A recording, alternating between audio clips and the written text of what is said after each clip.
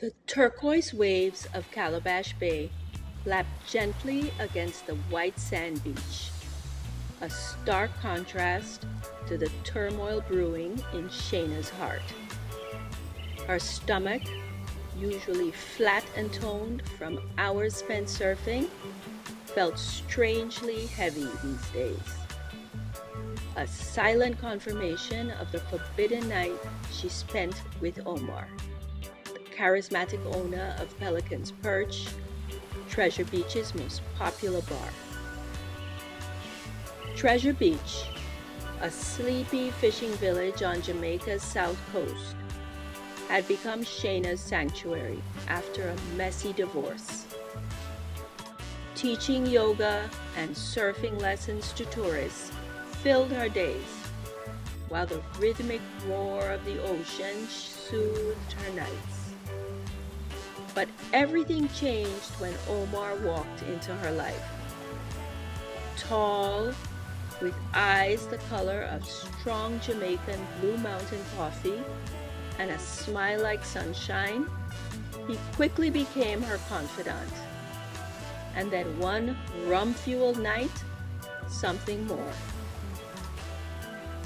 Shame coiled in her gut.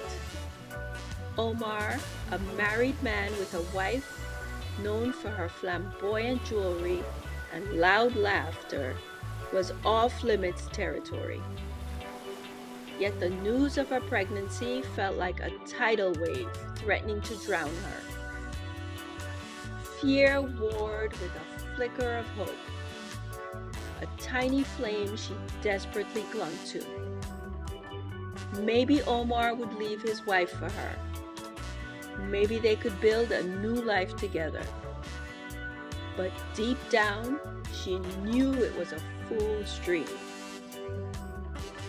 Days turned into weeks, and the weight of her belly grew. The vibrant colors of Treasure Beach seemed dulled, the sun's warmth a mockery. Shana confided in Miss Ivy, her kind-hearted landlady. The elderly woman, with her wrinkled face and knowing eyes, listened patiently. When Shana finished her tearful confession, Miss Ivy spoke in a low voice. Shana, child, you carry a heavy burden. But remember, even the stormiest seas eventually calm. Have you considered Miss Millie? Miss Millie was the village's resident Obia woman. Most in Treasure Beach held a mix of respect and apprehension for her. Shana had always dismissed Obia as superstition, but desperation gnawed at her. Under a sky ablaze with the fiery hues of dusk, Shana found herself on Miss Millie's doorstep. The ramshackle hut reeked of herbs and incense.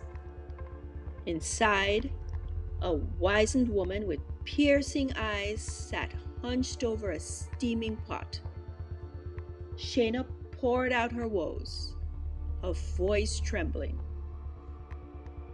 Miss Millie listened, nodding slowly.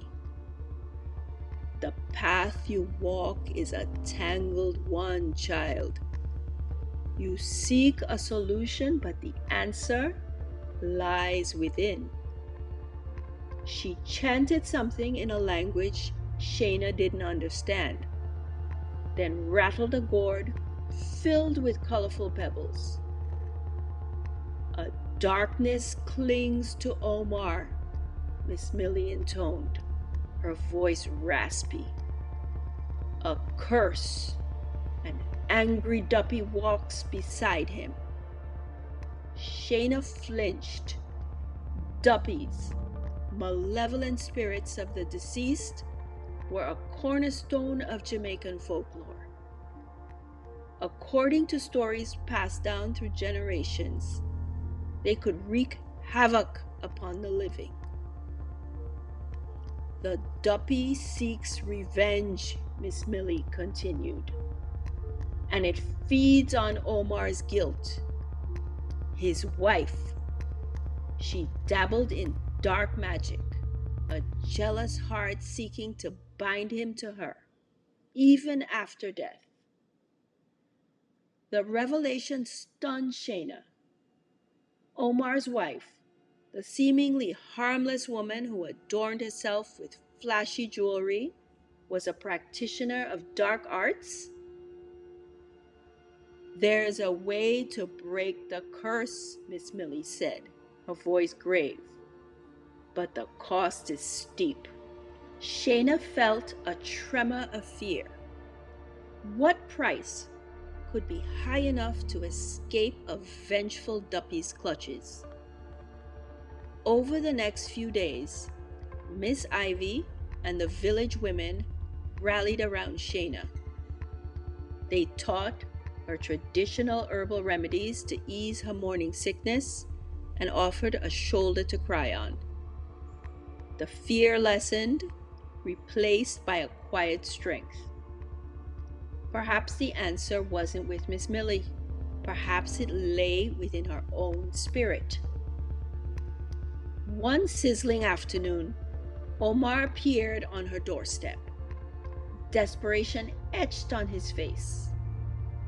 His wife, he confessed, was falling ill, plagued by nightmares and strange happenings. He believed it was a curse backfiring, a desperate plea for him to return. Shana listened, her heart heavy, but her resolve firm. "Omar," she said, her voice surprisingly steady, "there is no future for us. Your marriage, the curse, it is not my burden to bear." Omar pleaded, promising to leave his wife if Shana gave him another chance. But Shana held firm. This child, a product of a mistake, was a gift, a reminder of her strength.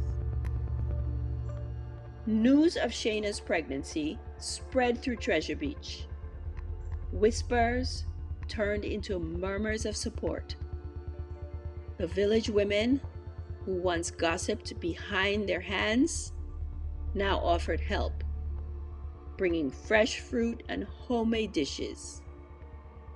Even Miss Millie, with a flicker of a smile, presented Shana with a pouch of dried herbs, a charm to ward off malevolent spirits.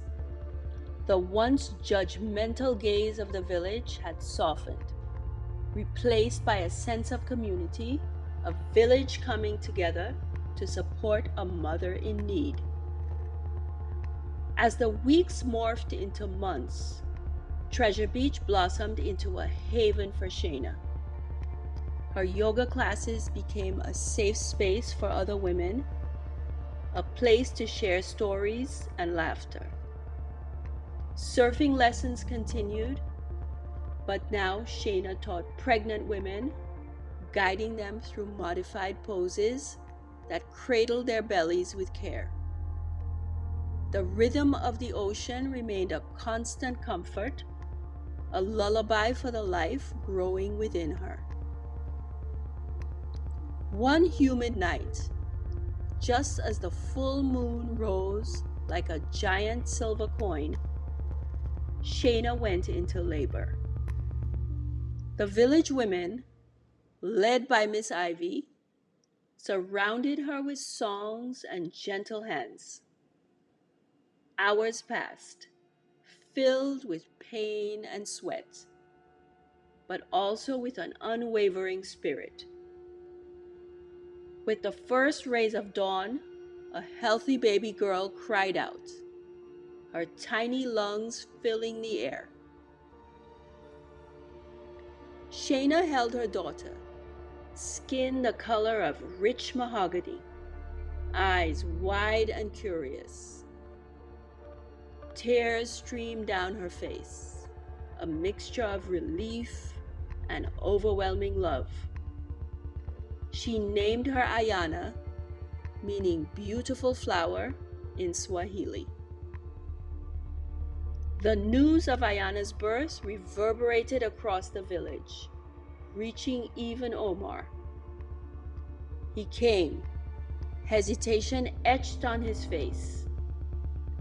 Shana, holding Ayana close, told him the truth about the curse, about Miss Millie's words, and the darkness that latched onto him. Shame washed over Omar, a bitter realization of his actions. He apologized, not for forgiveness, but for the pain he caused. As days turned into weeks, Omar became a constant presence, not as a romantic partner, but as a father. He brought gifts, helped with chores, and most importantly, spent time with Ayana.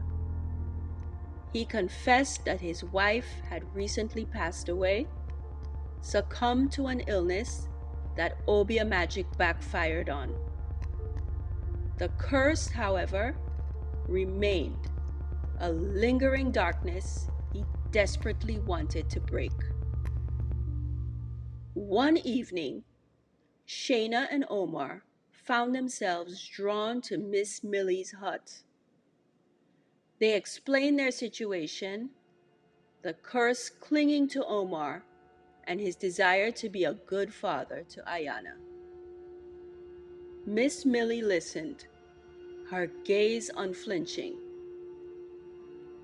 "The curse can be lifted," she said finally, "but it demands an act of selflessness.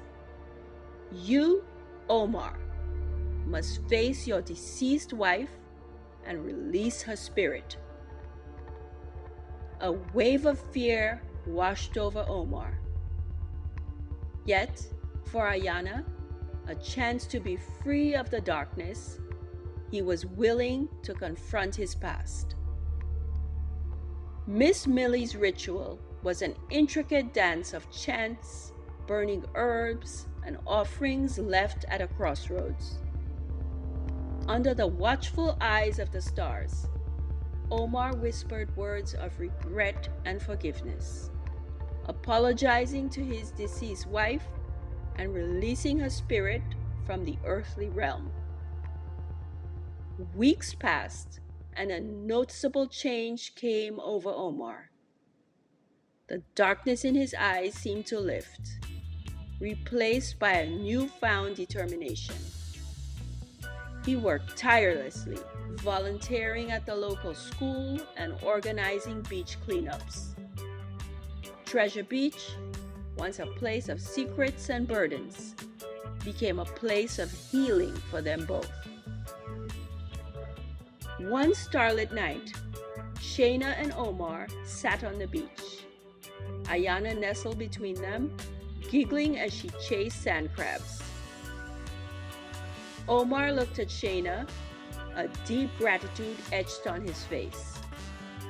"You're an incredible woman, Shana," he said. "Thank you for giving me a second chance, for being the mother Ayana deserves." Shana smiled, the warmth spreading through her. It wasn't the love story she envisioned, but it was a different kind of love, one built on respect, support, and a shared responsibility for their daughter. As they watched Ayana build a sandcastle under the watchful eyes of the moon, Shana knew this wasn't the end of their story, but a new beginning, a testament to the resilience of the human spirit and the unwavering support of a village that embraced them both, flaws and all. The curse had been broken, not by magic or spells, but by acts of courage, forgiveness, and the unwavering love of a mother and a newfound father.